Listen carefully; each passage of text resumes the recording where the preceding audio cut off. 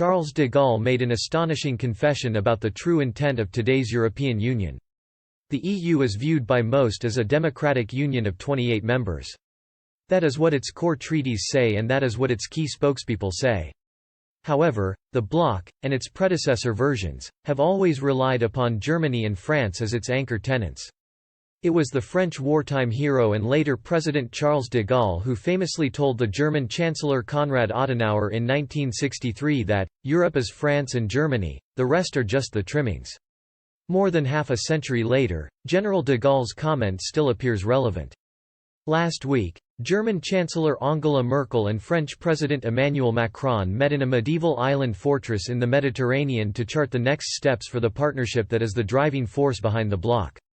Inside the walls of Fort de Brégançon, traditional summer residence of French leaders, the German Chancellor and French President attempted to tackle the most pressing issues on the global agenda. Lebanon, anti-government protests in Belarus, the COVID-19 crisis, Mali's coup d'état, and tensions between Greece and Turkey were discussed, according to an official in the French presidential administration. At the same time, Mrs. Merkel was seeking to cement progress on some long-standing objectives. These included, according to two senior German government sources, deciding what relationship Europe should have with a resurgent China, reimagining the shape of the EU after Britain's exit, and carving out a role for Europe as a defence power to match its economic might. One of the two German government sources said, "Both Merkel and Macron are aware that the EU is in a crucial period.